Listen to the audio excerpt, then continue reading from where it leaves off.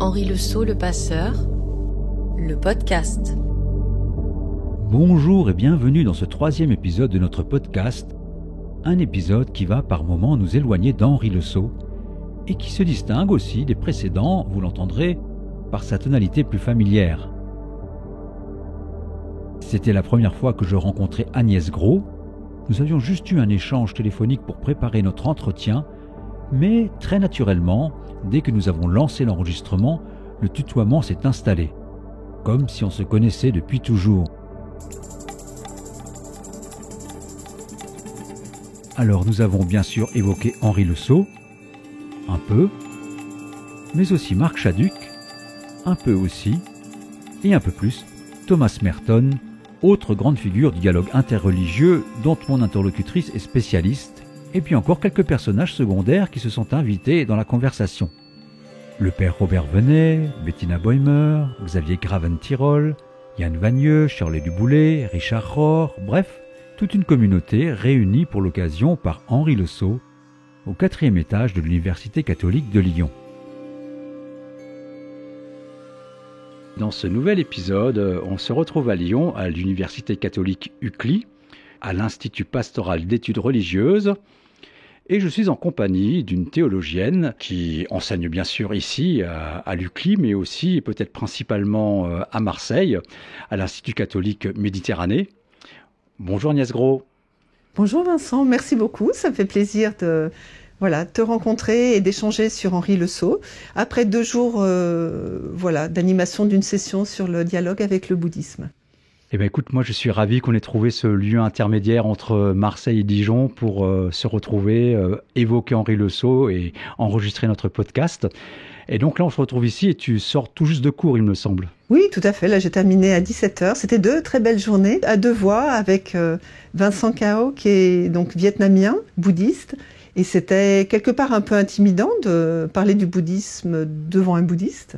Et en fait, ça a été magnifique, ces échanges, et ponctués par des petits temps de méditation, et avec des très beaux échanges sur ce que le dialogue interreligieux, sur ce que le dialogue avec le bouddhisme peut nous apporter. J'ai parlé aussi un petit peu de l'hindouisme, bien sûr, voilà. Alors, tu me parles de bouddhisme, d'hindouisme, on est dans une université catholique. Toi-même, comment tu te situes dans tout ça ? Ah, c'est une bonne question. En fait, je pourrais dire que ma spécialité maintenant, c'est vraiment la théologie du dialogue interreligieux. C'est d'ailleurs une des spécialités de l'ISTR de Marseille. Alors, ISTR, ça veut dire Institut des sciences et théologie des religions, où vraiment, en tant que chrétien, on réfléchit sur le lien avec les croyants ou pratiquants d'une autre tradition. Toi, qu'est-ce que ça t'apporte, ces éclairages orientaux ? D'abord, je vais raconter pourquoi je m'intéresse à ça. Je vais commencer par ça. Donc, j'ai habité Singapour de 2000 à 2009, où j'ai eu l'occasion de faire une formation de guide de musée. Et donc, j'ai commencé à travailler sur les religions d'Asie. Au départ, c'était plutôt, pour guider des gens. Donc, c'était plutôt culturel, artistique. Je suis capable devant une statue de Bouddha, de te dire de quel pays elle est, de quelle tradition, etc. Et l'aspect spirituel est venu peut-être un petit peu plus tard, par le parrain d'un de nos fils qui est devenu bouddhiste tibétain, très proche de Mathieu Ricard. Donc ça pose des questions. Voilà, pourquoi un catholique est devenu bouddhiste. Bon, je ne suis pas là pour raconter son histoire, mais ça a été un peu un déclencheur. Et en même temps, une amie avec qui j'étais guide et avec qui je suivais des cours de chinois m'a dit un jour qu'elle avait pris refuge il y a 20 ans. Et prendre refuge, ça veut dire prononcer donc ces paroles qui vous font rentrer dans la communauté bouddhiste. Donc ça a commencé à me poser des questions sur l'aspect spirituel. Où est-ce que l'Église a peut-être raté un virage pour que des gens aillent voir ailleurs, dans une tradition qui n'a rien à voir avec la leur, où la philosophie du temps de la personne n'a rien à voir. Ça a commencé à me titiller. J'ai commencé à faire partie d'un groupe interreligieux à Singapour, animé par un ami qui est prêtre des missions étrangères de Paris. Par ailleurs, j'ai travaillé sur la biographie d'un missionnaire au Cambodge, le père Robert Venet, qui est très connu parmi tous les Cambodgiens qui ont dû fuir après les Khmers rouges et qui sont arrivés après les camps de réfugiés, sont arrivés en France. Et arrivé à Marseille, J'ai commencé des études de théologie. Et en fait, mon premier cours, ça a été avec un certain Jean-Marc Aveline. Tu dois savoir qui il est. Hein. Il est maintenant archevêque de Marseille, mais à l'époque, il était juste professeur à l'Institut catholique. Un cours sur Église et synagogue. Et du coup, sur les rapports entre juifs et chrétiens, 2000 ans d'antisémitisme, comment justement tout ça a changé au moment de Vatican II et que l'Église a commencé à s'ouvrir à accepter qu'il y ait des semences de vérité dans d'autres religions. Enfin, donc, et ce cours que j'ai suivi était tellement génial. Je me suis dit, allez, je m'inscris non pas en auditeur libre, mais en étudiante. Et donc, j'ai fait ces études, 2 diplômes de théologie là-bas. Et ensuite, j'ai eu envie de continuer.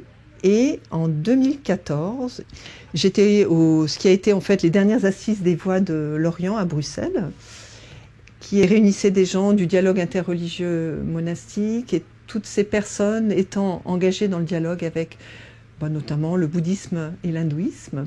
Et c'est là où pour moi tout a commencé, puisque j'étais dans une pause, je me revois avec mon gobelet de café à la main et je raconte à une religieuse qui était là.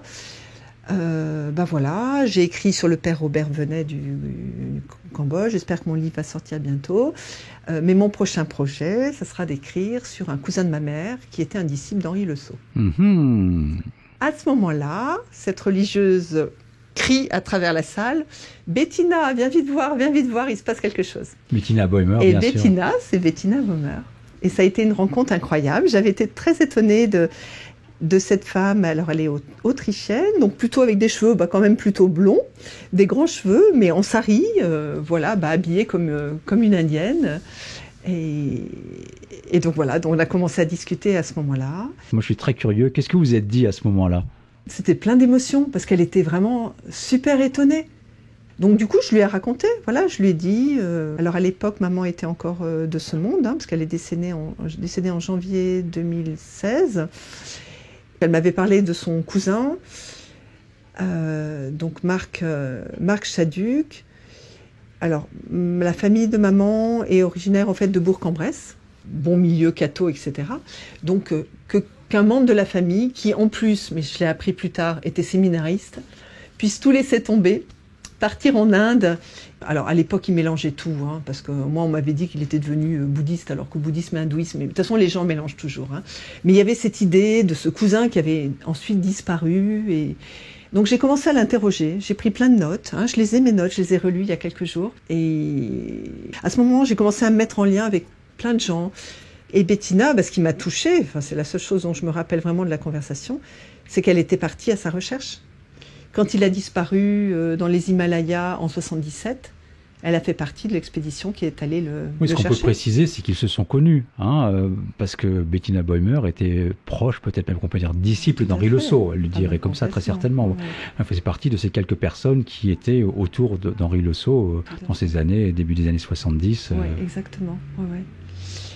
Mais elle a eu une amitié très forte avec Marc, parce qu'elle a écrit un très beau texte sur son amitié avec Marc, qu'elle a appelé « Mon frère non né », Ajata, qui est quelque chose vraiment d'important, de reconnaître qu'il avait quelque part été devenu un maître spirituel hindou.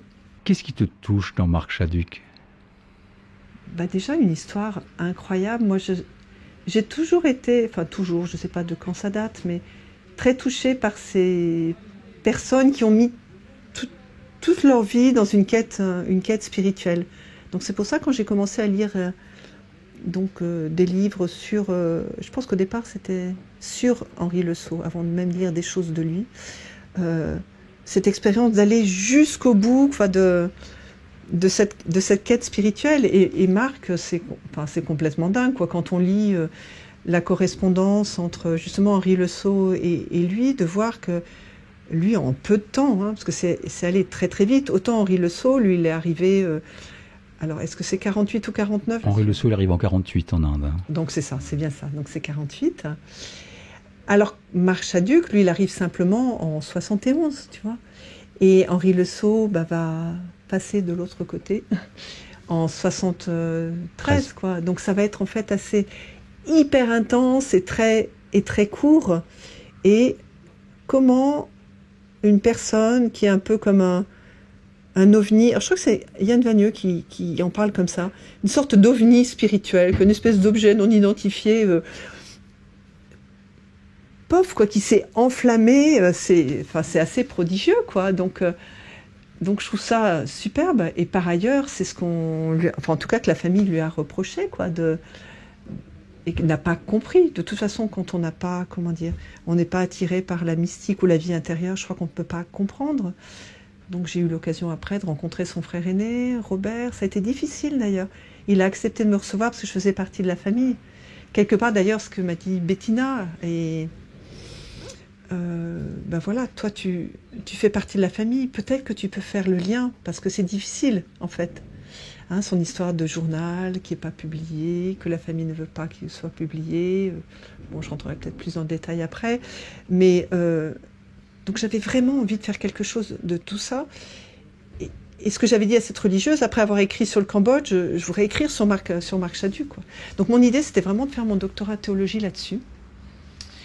Et en fait, donc je ne le remercierai jamais assez, c'est Xavier Gravin-Tirol qui m'a mis en contact avec celui qui est devenu mon maître de thèse, donc Christophe Chalamet, à l'université protestante de Genève. Et puis je lui parle de Marc Chaduc en disant, ben voilà, j'aimerais faire quelque chose. Il me dit, mais il n'y a pas assez de matière. Enfin, et c'est lui qui ensuite m'a aiguillé sur Thomas Merton. Donc, ce que je comprends, c'est qu'il y a un premier élan, c'est quand même Marc Chaduc qui insuffle cet intérêt pour cette aventure dans les Upanishads de chrétiens qui vont en Inde. Ça se mélange un petit peu en fait. Parce que comme je t'ai dit, j'avais déjà lu, alors c'est James Stewart, c'est ça, j'avais lu donc son livre sur Henri Le Sceau, j'avais lu pas mal de choses. Puis après, c'est en faisant ma thèse en fait, sur le dialogue de Thomas Merton avec les spiritualités d'Asie. Même si mon maître de thèse me disait, concentre-toi sur le bouddhisme, ça va suffire. Et puis j'ai vu que tout se tenait. Donc en fait, au risque de faire du hors-sujet, pendant une année, en fait, j'ai travaillé que sur le dialogue avec l'hindouisme, en lisant donc tout ce que j'ai pu trouver de Jules Monchanin et d'Henri Le Sceau. En fait. Et à ce moment-là, où j'ai lu effectivement donc le livre sur les Upanishads. Oui, ça date à peu près de ce moment-là. Donc voilà, à partir de... Alors tu viens de citer Thomas Merton, qui finalement était le sujet de ton doctorat. Ouais.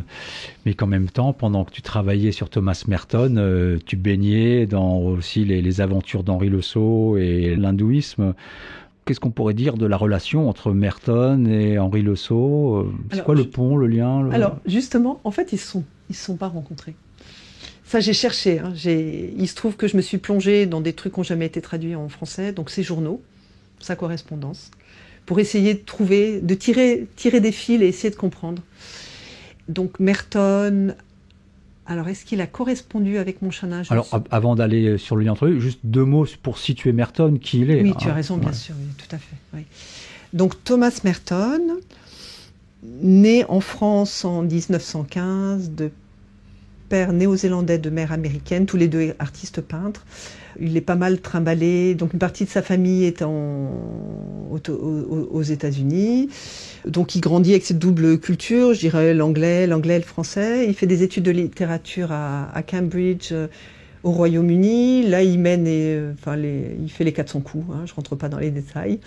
Donc en gros, son parrain, voilà, Lex Filtre, il part aux États-Unis où il commence ses études à Columbia pour écrire ça. Alors, est-ce que c'était une thèse de doctorat ou plutôt ce qu'aujourd'hui on appellerait un master sur le poète William Blake? Quelqu'un déjà, un écrivain, voilà, écrivant des poèmes dans différentes revues, etc. Et en fait, il va se convertir au catholicisme juste avant la Deuxième Guerre mondiale. Et étant quelqu'un de tout feu, tout flamme, ne faisant jamais les choses à moitié, il cherche où il peut rentrer, dans quel monastère il peut rentrer. Les franciscains veulent pas de lui, les jésuites, enfin bon. Donc il rentre à la trappe, en fait, dans le Kentucky, à Gethsemane. Et très vite, son supérieur, alors que lui pense abandonner toute sa vie d'avant et de ne plus écrire, on va lui demander d'écrire le récit de sa conversion. Et c'est un livre dont tu as sûrement entendu parler, qui s'appelle La nuit privée d'étoiles, qui est un livre qui est paru en 1948 aux États-Unis et qui, paraît-il, est à l'origine de beaucoup de vocations monastiques. C'est un livre ça a été un best-seller, vraiment, voilà. Des gens plus âgés que nous, le connaissent, des gens qui aime une certaine littérature Oui, spirituelle. Notre génération, oui, il a marqué une génération. Exactement, ouais. Et moi, j'ai trouvé ça passionnant, quoi, de me plonger dans son... Alors, il y a 7 tomes de ces journaux. Il a correspondu avec plein de gens. Alors, j'en parlais même cet après-midi. Il a correspondu et rencontré Thich Nhat Hanh, il a rencontré Martin Luther King, il a écrit contre la guerre du Vietnam, il a pique-niqué avec la chanteuse Joan Baez.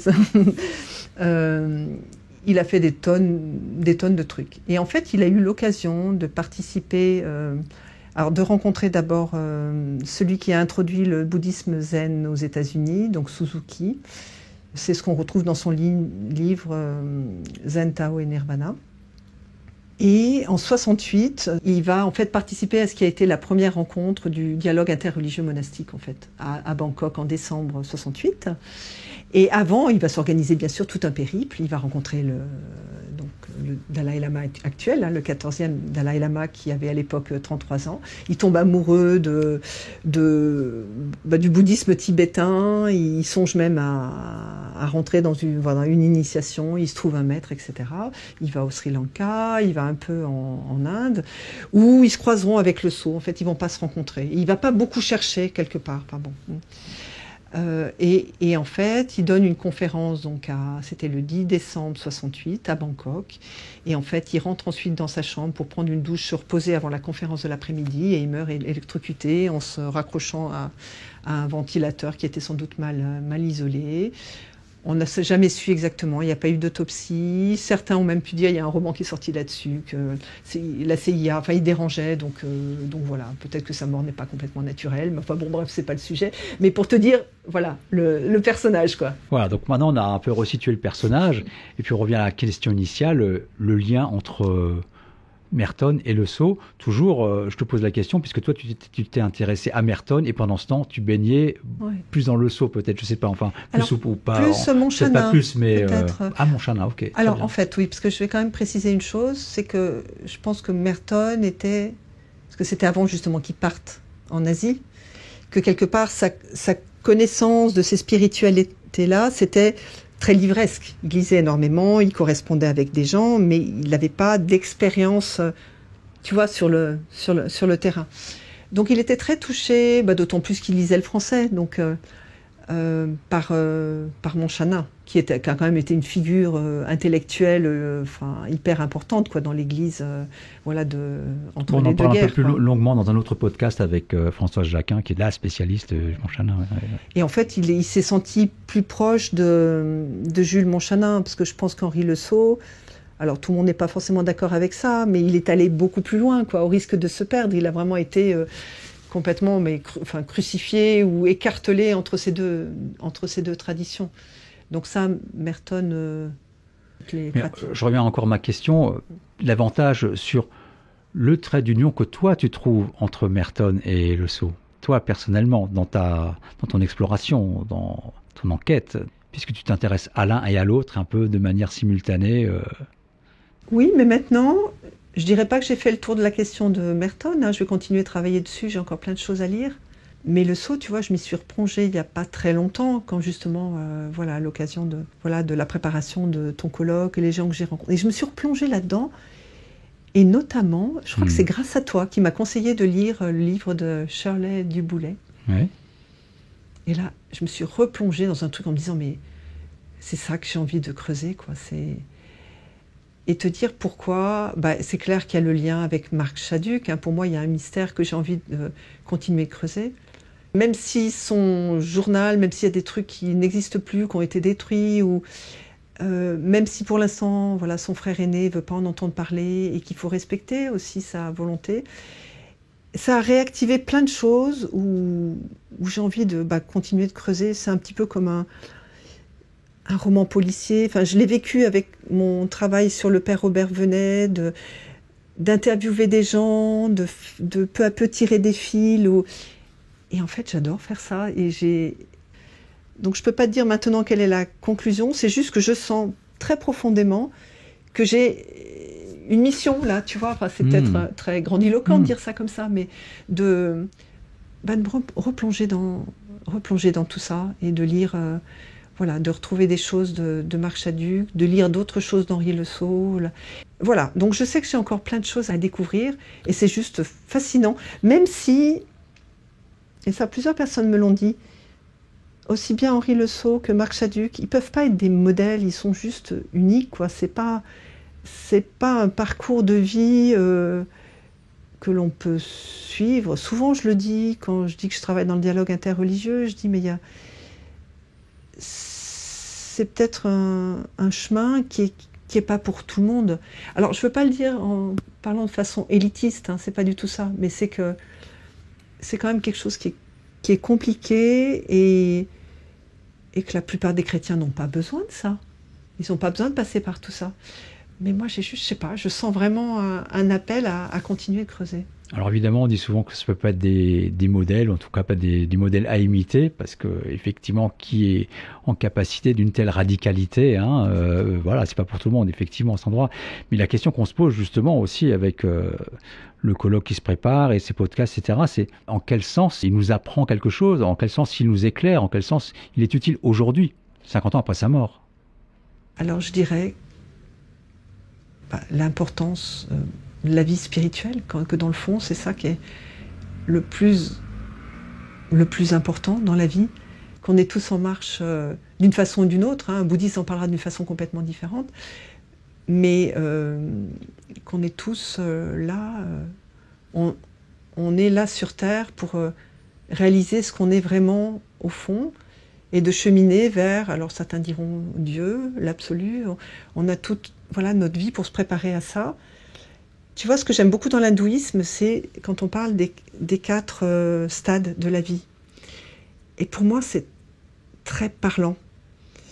Ça évite aussi de culpabiliser en disant, voilà, quand j'avais 30 ans, j'avais pas le temps, j'avais des petits-enfants, moi j'ai eu 5 enfants, j'avais pas le temps de prier une demi-heure tous les matins, tu vois, ou de méditer, Et je me dis, plus j'avance dans la vie, et c'est le cas de beaucoup de gens, voilà, je dois me préparer à cette rencontre. Et la dernière étape, c'est Sannyasa. Oui, tout à fait. La dernière étape du retrait, voilà, c'est ça. Non, mais exactement, oui. Dans la Alors, forêt, c'est pas d'être dans la forêt, mais au moins déjà prendre le temps, comme je le dis, un temps de prière, de méditation, tous les matins, maintenant, quoi qu'il arrive. Il y a quelqu'un, alors je ne sais pas si ceux qui vont écouter connaissent, parce qu'il n'est pas traduit en français. Il y a un franciscain aux États-Unis qui s'appelle Richard Rohr, ça s'écrit R-O-H-R, dont je reçois une méditation tous les matins. Hein, donc c'est quelqu'un qui a beaucoup étudié Merton, qu'on m'avait justement conseillé. Et c'est le centre pour l'action et la contemplation. Et c'est mon accompagnatrice. Donc moi je suis ignatienne, hein, je fais partie de la communauté vie chrétienne, voilà, très baignée par tout ça, Saint Ignace de Loyola.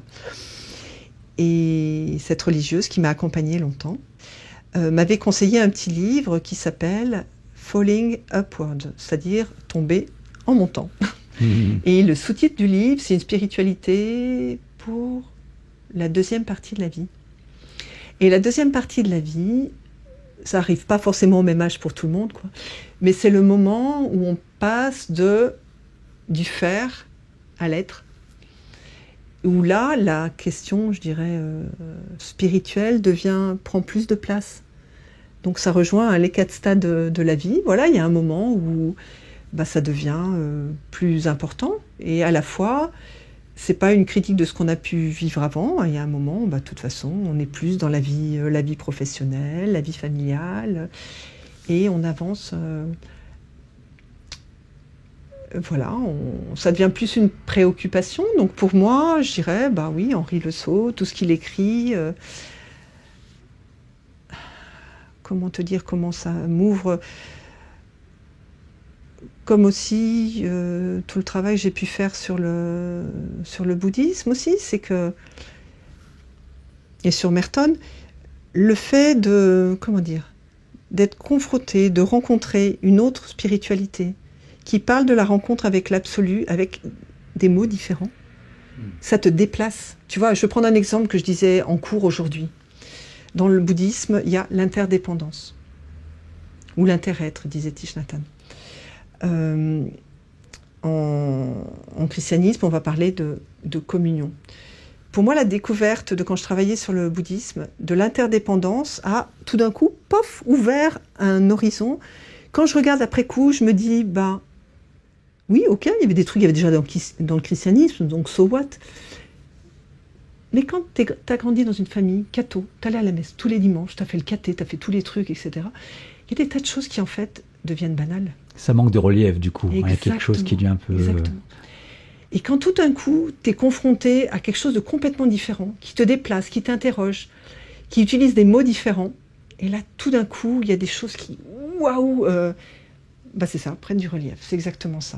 Et donc, pour moi, l'hindouisme aussi, ça a été ça. Et le Sceau, il y a des trucs magnifiques, tu vois, tout d'un coup, la Bhagavad Gita, ou justement, ou les Upanishads. Comme les choses sont exprimées différemment, tu te dis waouh, quoi. Et du coup, avec toute cette recherche, je mélange un peu peut-être beaucoup de choses, mais ça a été la découverte des pères du désert, tu vois, 4e, 5e siècle, le travail sur les passions, qui sont des choses que j'ai rencontrées par le bouddhisme, mais qui existent dans le christianisme, tu vois. Puis après, aller chercher du côté de la spiritualité chrétienne orthodoxe, qui sont beaucoup plus proches de la mystique que nous, catholiques. Tout ça, ça me fait grandir dans ma foi, quoi. Donc toutes ces rencontres, elles participent de ce que je suis aujourd'hui, quoi. Je pense que je ne croirais pas de la même façon si j'avais pas fait toutes ces rencontres, et j'ai vraiment envie de les continuer, voilà. Écoute, on en rentre vraiment dans le cœur du sujet, là, dans le cœur de la spiritualité. Malheureusement, on arrive au terme de notre rencontre. On s'arrête là entre nous aujourd'hui, mais en même temps, ça ouvre de belles perspectives qu'on va pouvoir explorer dans de prochains podcasts et également dans nos rencontres des 28-30 juin, les rencontres Henri Le Sceau, le passeur à Dijon. Merci Agnès Gros. Merci beaucoup Vincent, c'était vraiment un plaisir d'échanger sur tout ça.